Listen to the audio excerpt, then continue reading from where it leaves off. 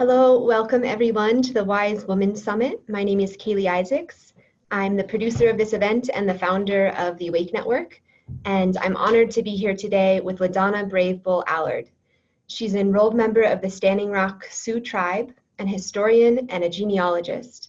And in April of 2016, she founded the Sacred Stone Camp, which is the very first camp set up in the resistance to the Dakota Access Pipeline near the Standing Rock Reservation in North Dakota. So thank you so much for joining us, LaDonna. Good afternoon. My name is LaDonna Brave Bull Allard. My real name is Tamakawashtewi, her good earth woman. I was born here on the Standing Rock Reservation where I currently live. I've been the tribal historian all of my life. I've studied my people's history and our way of life. And I know my home, my land, my people, and I have a tremendous love for my home, which has caused me all kinds of trouble. Thank you so much for joining us in this event, LaDonna. It's a pleasure to have you here. And I was wondering if you could start just telling us a little bit about how you ended up founding the first camp of Standing Rock, which has turned into really a global movement. Well, you know, I need to go back to, I worked for the Standing Rock Sioux tribe, and my job was protecting sacred sites, ceremonial sites, traditional cultural properties, burial, our history and our culture. So when there was any type of development, they would bring us in and we would tell people, now this is the area where we did this, this is where our people are buried, this is where we live, this is what happened in this area. So any kind of development, we went out and did that. So that was how I am brought into all of these. But you need to understand when this, whatever it was, happened, it happened because the young people stood up, not us old people. It was the young people. I was talking about this to another individual today. I said, I don't want people to forget that when the school, kindergarten, first grade, second, when the school did a project to ask the children, what does water mean to you? And the kids all wrote essays. And 2012 and 2013,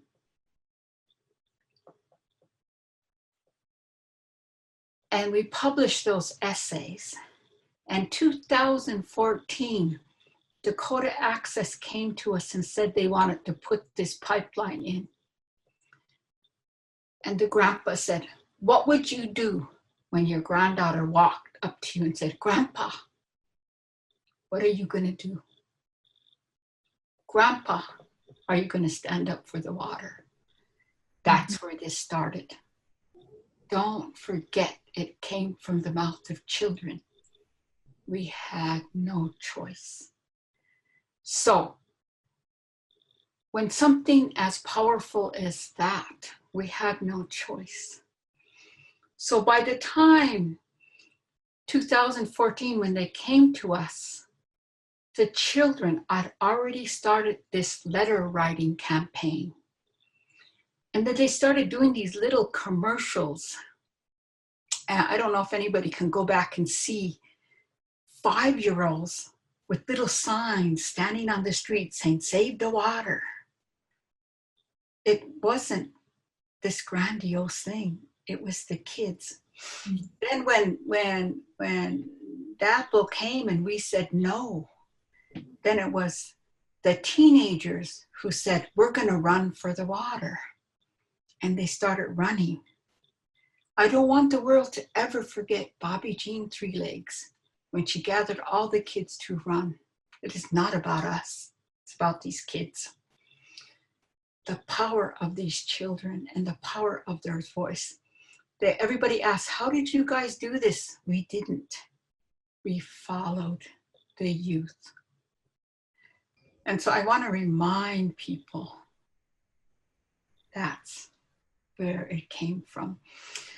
Then as everything transpired, these young people came to us, said, did you guys think about starting a camp?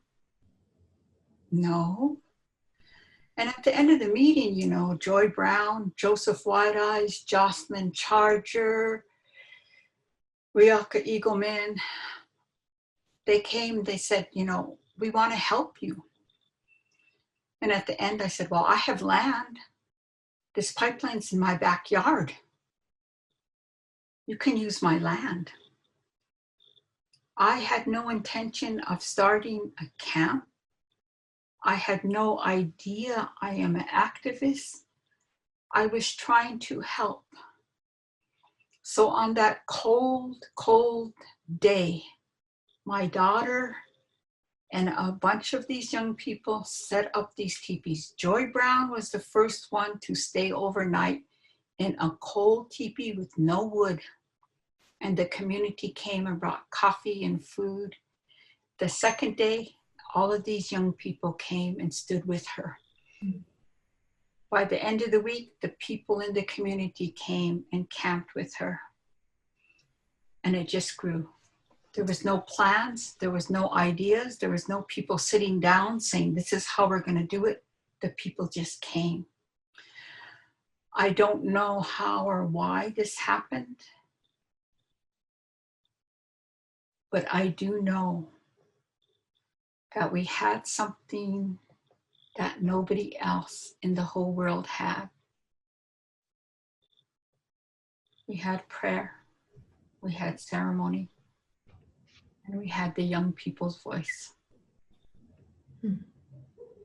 That is different than any environmental group, any group fighting across the world, is those components. What people don't realize is we're still fighting, we're not done. The only difference right now in this moment of time is we don't have the sensational media and press here. But we're still fighting. I think that when you know who you are, and we stand in truth and integrity, no matter what people say, no matter what propaganda goes out there, if you stand for justice and truth, and you stand for future generations, then it is right. And for me, standing for the one thing that these kids told us, Minnie Wachoni, water is life, affects everything, every living thing. It is not some mythical idea. It is not some grandiose idea. It is plain and simple. If we don't have clean water, we don't live. If we don't have clean water, we can't grow food. If we don't have clean water, we have no trees. It means we don't breathe. If we don't have clean water, our earth dies. To me, it's pure, simple logic. Provide and protect clean water, we live. Provide clean water, the world lives. Our future generations live. The animal lives. Everything stays in balance. If you do not do that, you will see what we see now. 70% of our animals are dying. The insects are disappearing. We are down to 2% of clear, clean water. We only have natural, clean environments left in this world, 20% left, and that is only in indigenous territories. And the corporations are coming after them now. And every indigenous territory across the world, they are fighting and they are killing us, and we are standing because we know that once that's gone, everybody dies. And who do we fight for? We fight for those new babies. We fight for the future generations. I'm old, it doesn't matter. I'm going to leave this world soon. Doesn't matter. But my new great grandbaby is so amazing. And I must do everything, so she can stand in that hill above that river and see that beauty that I grew up with. And she has that right. So I don't know, maybe my ideas are grandiose. Maybe my dreams are way beyond. But to me, what else is there?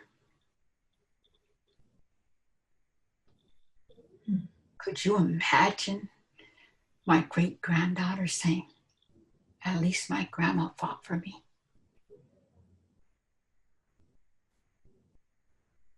So huta. I tell people, we are at a time when we have to decide, who are we? Do we have that strength to empower ourselves to stand? I was told that we are entering a new time. We are entering this new time called the time of women. We are entering the time of women. That does not mean that we are becoming rulers. That does not mean that we are higher than anybody else. That does not mean that we want to rule. That means that we have the compassion to change the world. And I really, truly believe the world needs compassion, because I look everywhere and I see pain and hurt and damage everywhere. And I truly believe that if women stand up, we can change that. We can just take everybody and just grab a hold of them. We can change by just putting one simple component, water. That one simple component. Did you know that if you drink 8 glasses of water, it cleanses your body, it makes your skin clear, it cleans out all the impurities, it makes you healthy, it makes your brain work better? Water. It is something we have to fight for. It is something so simple, so amazing. We say that Tukashala, God gave us the first medicine of the world, water. If we take the first medicine, we can heal ourselves. We can heal the world. Why would we take the first medicine of the world and destroy it? So to me, to fight to protect the first medicine is my obligation. Not everybody thinks like that. I have realized that. I have become the enemy to big corporations. I have become this crazy woman to big corporations. I have become this thing that is against industry. And I am not against industry. I am not against people having jobs. I am not against people taking care of their families. I'm just against something that destroys something pure as water. I truly believe that we can create a world using green energy. We have this amazing thing called the sun. We have wind. And I live in North Dakota, we have a lot of wind. We have these components the earth gives us that we could use to provide energy. We can use to warm our homes. to provide energy, for these computers to provide energy to keep our families safe. We just have to be open-minded to embrace technology. I have learned a lot in the last couple years about original teachings. Indigenous people were given original teachings. How do we live in this world with respect for every living thing, the plants, the animals, the grasses, every living being? How do we live in harmony with them? And taking these original teachings and connect them with technology so that we can live with peace and with respect and live a good life. It is what I'm helping teach at MIT in Boston. Connecting original teachings with scientists. So instead of scientists working here, we are going to bring them to work with the earth so that we can take original teachings to take, how do we build a house that's more ecological friendly? How do we build a community that brings more balance to the environment and lives in harmony? I truly believe this can be a reality for us. We do not have to live where we damage our surroundings, which damages our future generations. See why I'm a troublemaker? You know, you mentioned women's role in stepping up and standing up at this moment in time, and I'm wondering if you could speak a little bit more to why women in particular. I think, even for me, women have been caretakers, always been caretakers. And so when you go into a community, and I was explaining this to somebody, because there has been an imbalance in the world, and I look at it from a different perspective. So you've got to excuse me because I will say bad things. I wasn't raised in the other society. I was more raised in my society, and so, in a native society, the women own the property. The grandmas are the ones who have final say in everything. It's a different environment in the greater society, the American society, European society. Women have struggled with inequality, not having say. They don't even have say over their own bodies out there. They don't have that right. And so there's a lot of inequality out there. That's not in our culture. And so I see a lot of this. But I was saying, you would have a man and woman, and they're walking down the street. And there is this homeless woman on the street with her baby. The man is going to walk by, and the woman's going to stop over and drop a little food and keep going. And the reason why I say that like that is because there is this little compassion that we still have for children, for families. And that's what I was saying earlier about having compassion for fellow man. In Indian culture, we believe that we are not born human beings, that we must strive to be a human being every day. And to be a human being is to have compassion for your fellow man. Because sometimes we can be hurtful. We can be cruel to each other. And so we have to work every day to be more compassionate to each other. And so we got to strive to be more compassionate. And I think that women way down inside of us have this compassion because we raise children. we bring children into this world, so we have this innermost. And you know, like I said, I say bad things. We are the ones that pick up these damaged men all the time and try to fix them. No, just joking. But we do. and it's like picking up another kid. We're always taking care of people. So we have this compassion.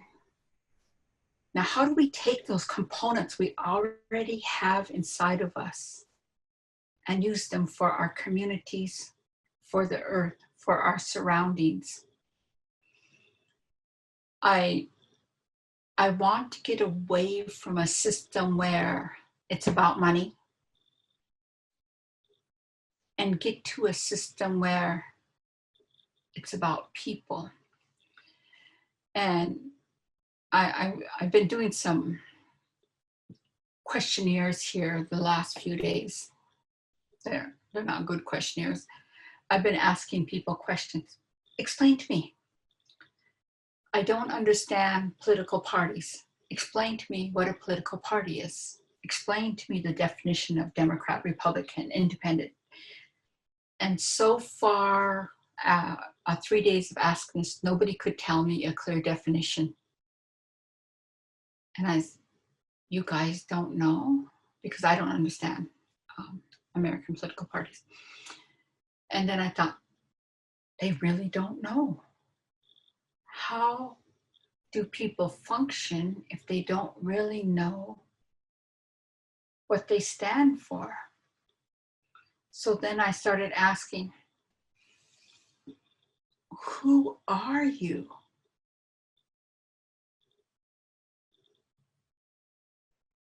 And with the average person, their response to me is, this is what I do. It goes back to their work. And I thought, work? That's not who you are. Who are you? And I thought, oh, in our culture, we have 7 directions that we must honor. Each of the directions have a thing, but the 7th direction we don't honor. The 7th direction is self. And in some cultures, there is this thing about, I do not talk about myself. I go and do this for somebody else, and I do this for somebody else. That makes me a good person, but I don't do anything about self. And then finally, self gets laid more and more down. In our culture, if this is not healthy, how can you do anything else? You must constantly pray for self. And I tell people that because for me, I say bad things. My prayer for self is how to be more compassionate. When I open my mouth, how not to say things that are going to hurt people's feelings. Don't let me use my words to cause damage. I have to remind myself that every day because words can be hurtful. I can hurt people. So I have to remind myself, I know self, but I also know me. And it took me a long time because I am Ihunktua Pabiska and Sisitan Bakota. I am Hunkpapasi Hasaba Anogwala Lakota. I am Frank Bravebull's daughter, who's John Bravebull, who's Claudius Bravebull, who's Tatanka Ohitika, who's Aspula. I know who I am. And my mom is Valerie Bravebull, whose mother was Alice West, whose mother was Agnes Dog, whose mother was White Buffalo. I know who I am. And when I ask other people, they say, well, I worked at this job for. And so I think we need to really know who we are. I went to Credit Suisse in Switzerland, which is the largest bank in the world, to ask them to divest from fossil fuel.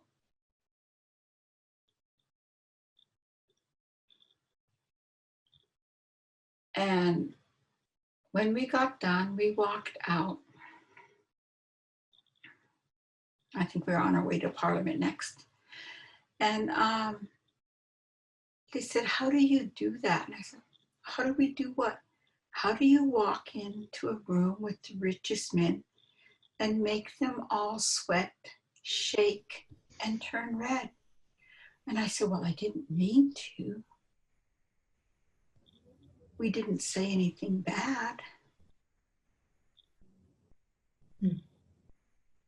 But we know who we are. Empowerment of self. And so when we talk about the age of women, that's what I tell people. It is a time for women to grab that power and bring it up and stand. Because every woman that exists, every woman that has brought children into this world are not. Every woman who has done a job, and I have watched some of these and they do twice as much as most people. Every woman who has stood up anywhere has stood up with 20 million standing on her shoulder, is already empowered. I see amazing, great people. And yes, there are those mornings when you wake up and you think, I can't do this. I just can't do this anymore.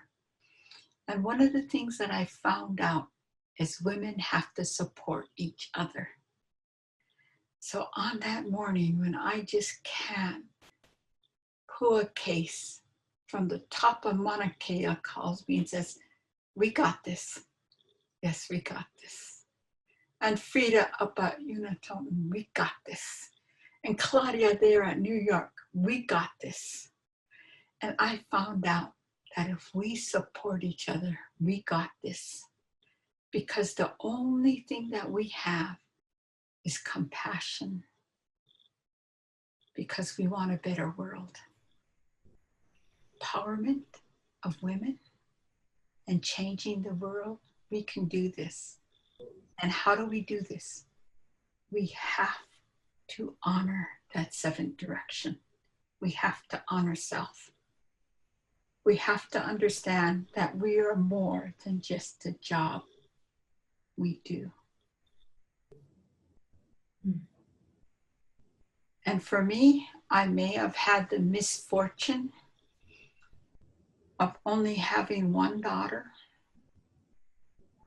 and only having one granddaughter, and now only having one great-granddaughter.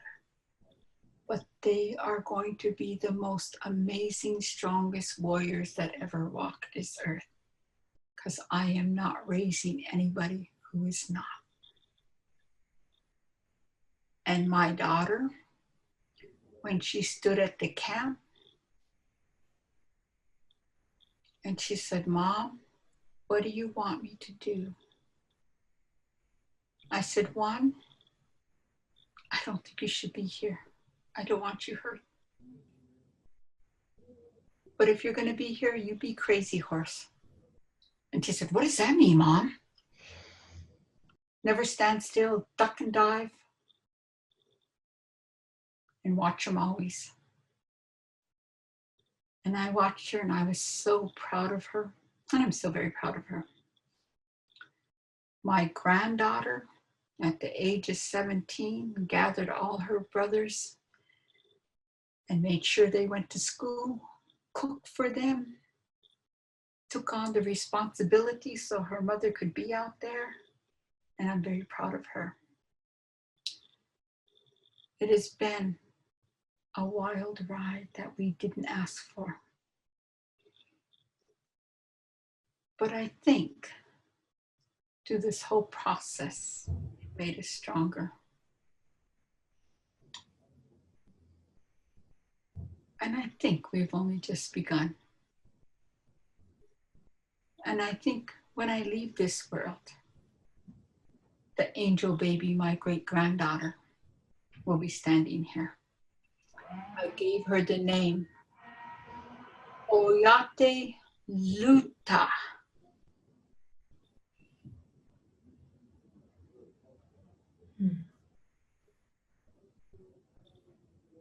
Oyate Lutawia. Good red nation woman, because she will bring the nation together.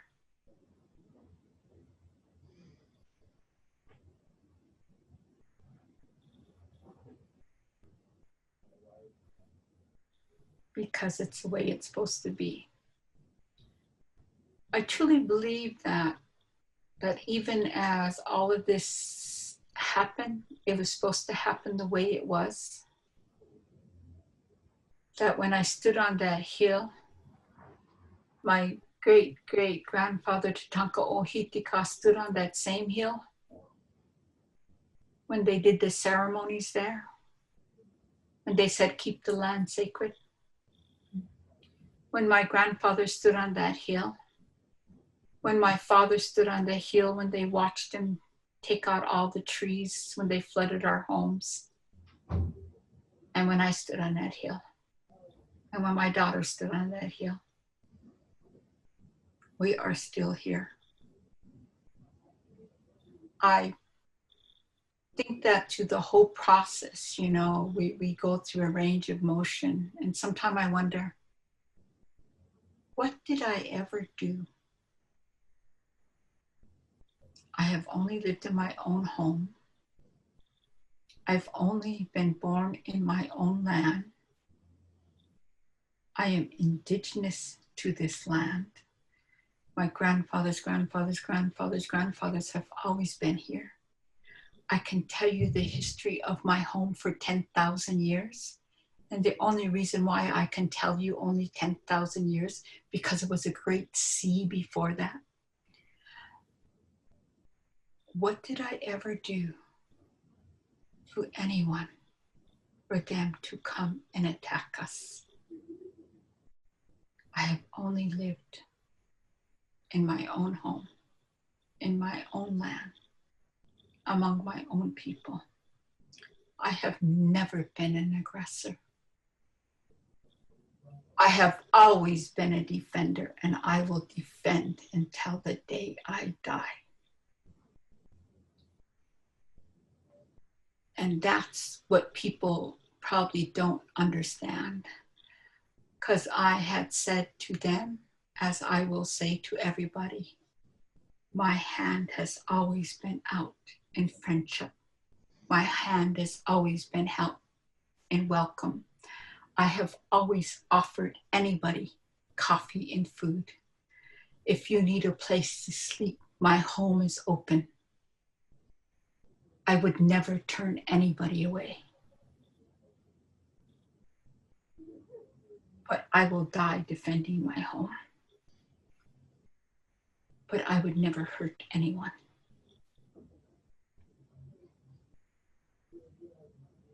And I think that's where the strength comes. And I think that's where women have that strength. And that is a strength that people are frightened of. That's why I think the age of women has come.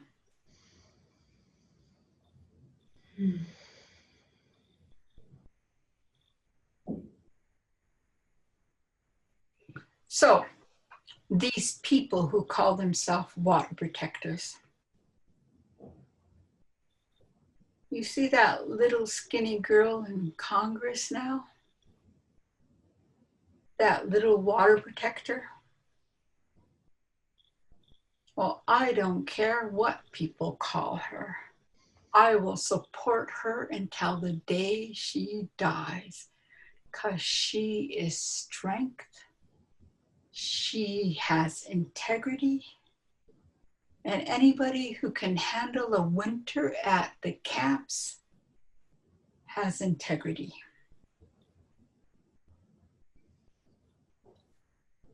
And for someone like her to end up getting elected and going to the US government is amazing.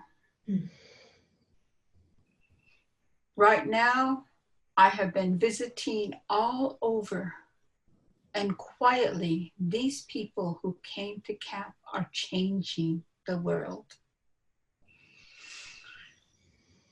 This man said to me, well, what are you going to do now that you lost? I was like, what? What are you talking about? This is how it is. All we were was this little spot. We were never meant to be long. We were only meant to be this little seed to put into the ground. And you know how the ground is really hard after a long drought, and these seeds fight to come out of that hard dirt, and they struggle. That's what the last 2 years have been, this struggle. And they fight to the top of the soil. And now we have all this amazing water and snow, and these plants are coming up and they're growing. We have only been seeds. And now as we come to the top of the earth, and as we bloom, the seeds will spread to every part of the world. We have only just begun. I'll throw some people under the bus. There was one young lady who contacted me last year and said, can you come talk to me down in the Southwest? And I said, okay. And she said, you remember that last day you seen me? And I was like, no, there were 50,000 people at camp. I don't remember. And she said, they were coming in, all the military. They were coming into Oshati. They were closing the camp. We were standing on the top of the hill, and I walked up to you, and I said, what do we do now? And you looked at me, and you said, go plant something. And I was so mad at you. I said, what the hell does that mean? And I got in my car and I drove all the way home. She said, I got home and I looked around my community. Nothing's changed. She said, I was so devastated. And she said, I was so mad. And I felt so defeated. And I was walking, and I walked across this abandoned greenhouse. And I called the other ones that were up there with us at the camp. We asked about it. He said, oh, go ahead. So we went in there with our hands and we started planting. The old irrigation our people used thousands of years. Who's using it? Nobody. So we asked about it. They said, go ahead. So we dug it out. Today, they are providing food for all of their community. They have the most amazing greenhouse. They're teaching traditional food. They brought in all the youth, and they're doing such amazing, amazing work. And so she said, I wanted to tell you, I did listen. We are planting. The first act of sovereignty is to feed yourself.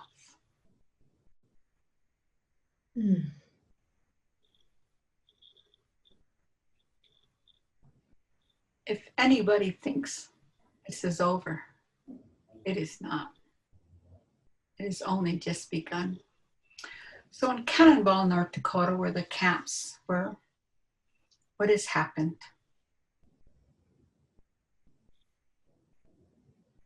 As of the beginning of this month, they flipped the switch. And the community is now solar. How cool is that? The seeds are spreading. Even though we may not have media, because media deals with sensationalism, we are moving forward. We truly believe that we can do original teachings to change what is happening in our world. And it may not be this grandiose change, but little change at a time can change the world. To put that seed in the ground, we can change. To put seed everywhere, But in order to do that, just like plants, we have to support each other. The first component is women supporting women. There was a whole mechanism, and it was a strategy of getting women not to support each other, to make women jealous of each other, to make women compete against each other. If we don't follow their system, we can create a world that is better for the future generations. If we empower ourselves, we can empower the world. It starts with one simple thing: water. LaDonna, thank you so much for sharing your heart and your compassion with us during this session. I have a few questions that we're asking all of the teachers. They seem kind of silly at this point because I feel like you've really spoken to all of these, but it could be kind of fun if you're willing. So these are just sort of, these are just sort of short questions. What inspires you? Really?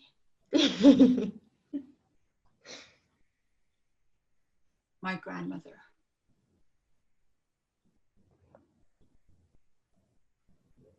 Every day, I hear my grandma talking to me. Every day, it's my grandma. My grandma would say things to me, and I'd always say, now, what did that mean? And now I understand what she meant. My grandma would say these words to me, and I would say, oh, God, okay, now what does that mean? She used to tell me, there is no would have, could have, and should have in the world. There's only here and now. And I hear myself saying that a lot. My grandma. Thank you. What inspires me?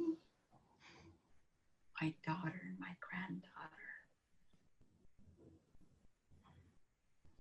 And the women who are standing up across the world.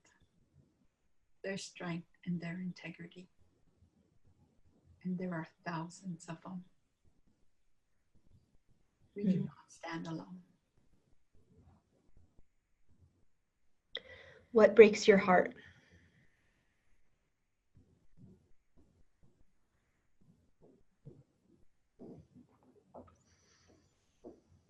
It's been a long year.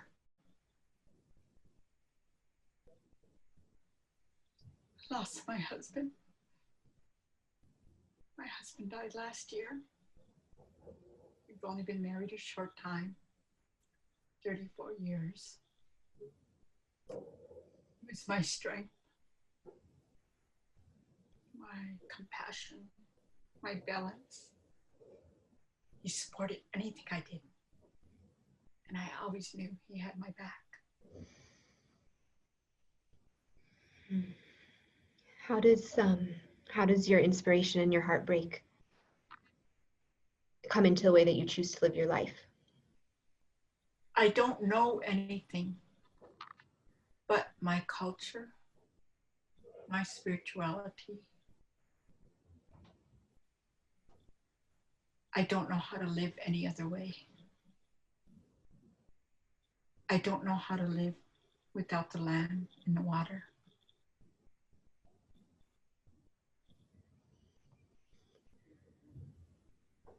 In heartbreak, those things heal you. When you step on the land, you can feel the healing coming right up from it. It is everything. I cannot be separated.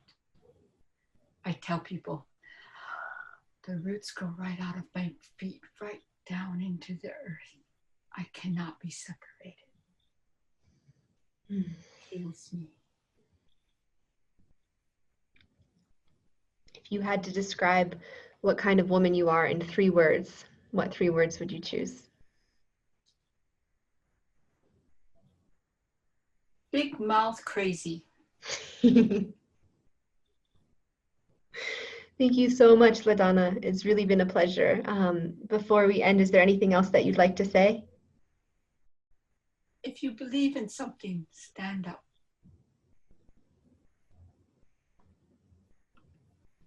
And others will stand with you.